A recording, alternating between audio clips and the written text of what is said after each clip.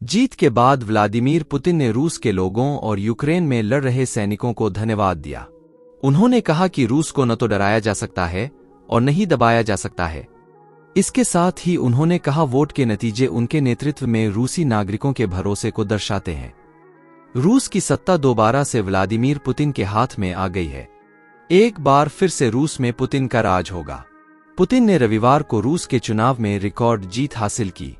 करीब 88% वोट हासिल करके पुतिन एक बार फिर से राष्ट्रपति चुनाव में धमाकेदार जीत दर्ज की।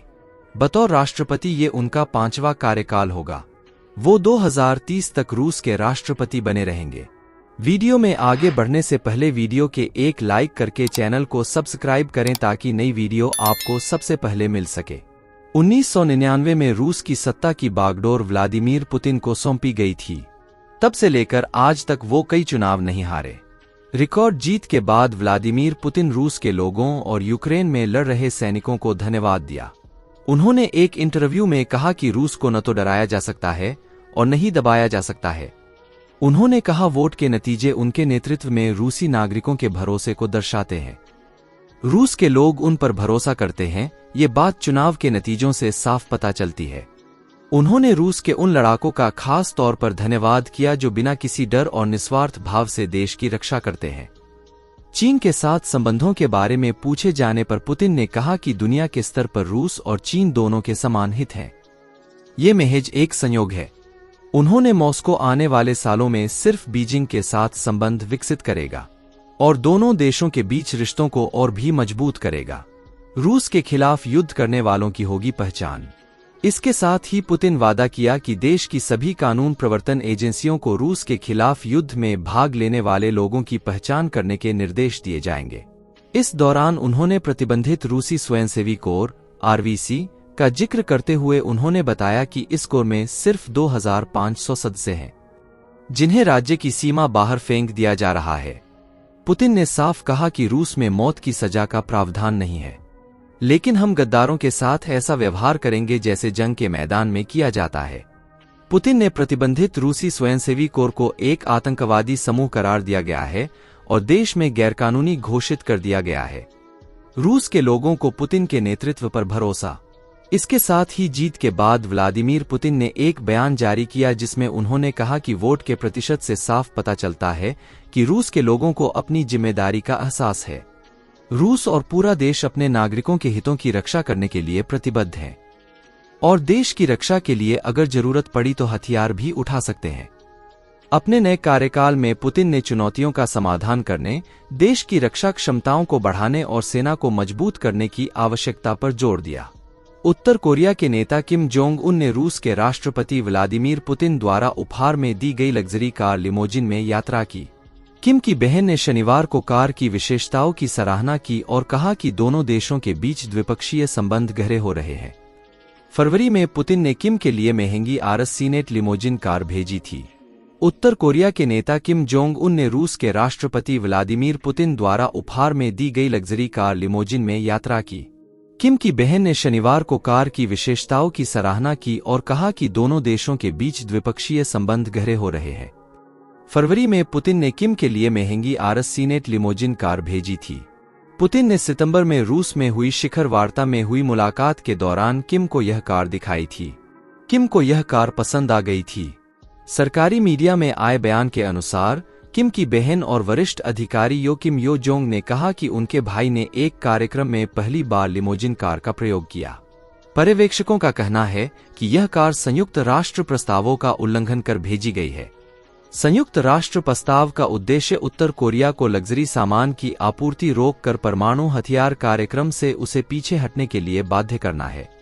किम की लग्जरी कार की सवारी उत्तर कोरिया और रूस की गहरी दोस्ती का स्पष्ट प्रमाण है। पश्चिमी देशों का आरोप है कि यूक्रेन युद्ध में रूस उत्तर कोरिया से मिले हथियारों का प्रयोग कर रहा है।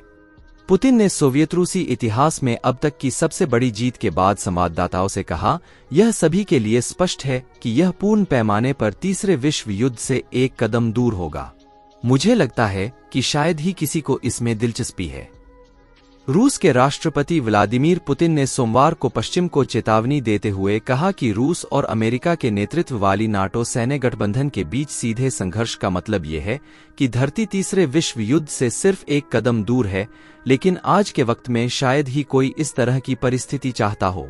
यूक्रेन युद्ध ने 1962 के क्यूबा मिसाइल संकट के बाद से पश्चिम के साथ मॉस्को के संबंधों में एक गहरा संकट पैदा कर दिया है।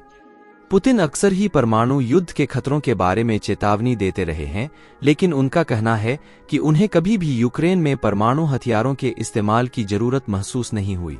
फ्रांस के राष्ट्रपति इमैनुएल मैक्रोन ने पिछले महीने कहा था कि वह भविष्य में यूक्रेन में जमीनी सैनिकों की तैनाती से इनकार नहीं कर सकते हैं, फिर चाहे कई पश्चिमी देशों ने इससे दूरी क्यों न बना ली हो। वहीं अन्य खासतौर पर पूर्वी यूरोप ने यूक्रेन ने अपना समर्थन व्यक्त किया है। रॉयटर्स द्वारा मैक्रोन की टिप्पणियों और रूस और नाटो के बीच संघर्ष के जोखिम और संभावना के बारे में पूछे जाने पर पुतिन ने चुटकी लेते हुए कहा, आधुनिक दुनिया में सब कुछ संभव है। पुतिन ने सोवियत रूसी इतिहास में अब तक की सबसे बड़ी जीत के बाद संवाददाताओं से कहा, यह सभी के लिए स्पष्ट है कि यह पूर्ण पैमाने पर तीसरे विश्व युद्ध से एक कदम दूर होगा। मुझे लगता है कि शायद ही किसी को इसमें दिलचस्पी है। हालांकि पुतिन ने कहा कि नाटो के सैन्यकर्मी पहले से ही यूक्रेन में मौजूद थे। उन्होंने कहा कि रूस ने युद्ध के मैदान में बोली जाने वाली अंग्रेजी और फ्रेंच दोनों भाषा सीख ली है। उन्होंने कहा, इसमें किसी के लिए कुछ अच्छा नहीं है, खासतौर पर उनके लिए, क्योंकि वो वहां बड़ी संख्या में मर रहे हैं। -17 मार्च के रूसी चुनाव से पहले यूक्रेन ने रूस के खिलाफ हमले तेज कर दिए, सीमावर्ती क्षेत्रों पर गोलाबारी की और यहां तक कि रूस की सीमाओं को भेदने की कोशिश करने के लिए हथियारों का इस्तेमाल भी किया। यह पूछे जाने पर कि क्या वह यूक्रेन के खार्किव क्षेत्र को लेना आवश्यक मानते हैं, पुतिन ने कहा कि यदि हमले जारी रहे तो रूस रूसी क्षेत्र की रक्षा के लिए अधिक यूक्रेनी क्षेत्र से एक बफर जोन बनाएगा।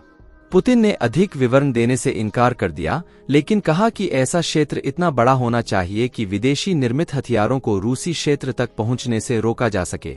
पुतिन ने फरवरी 2022 में यूक्रेन पर पूर्ण पैमाने पर आक्रमण का आदेश दिया था, जिससे पूर्वी यूक्रेन में एक तरफ यूक्रेनी सेना और दूसरी तरफ रूसी समर्थक यूक्रेनियन और रूसी प्रॉक्सी के बीच 8 साल के संघर्ष के बाद प्रमुख यूरोपीय युद्ध शुरू हो गया। पुतिन ने कहा कि वह चाहते हैं कि मैक्रोन यूक्रेन में युद्ध को बढ़ाने की कोशिश करना बंद कर दें, लेकिन शांति स्थापित करने में भूमिका निभाएं। ऐसा लगता है कि फ्रांस एक भूमिका निभा सकता है। अभी सब कुछ खत्म नहीं हुआ है। पुतिन ने कहा, मैं इसे बार बार कह रहा हूं और मैं इसे फिर से कहूंगा। हम शांति वार्ता के पक्ष में हैं, लेकिन सिर्फ इसलिए नहीं कि दुश्मन के पास गोलियां खत्म हो रही हैं। अगर वे वास्तव में गंभीरता से लंबी अवधि में दोनों राज्यों के बीच शांतिपूर्ण, अच्छे पड़ोसी संबंध बनाना चाहते हैं और केवल 1.52 साल के लिए पुनः शस्त्रीकरण के लिए ब्रेक नहीं लेना चाहते हैं।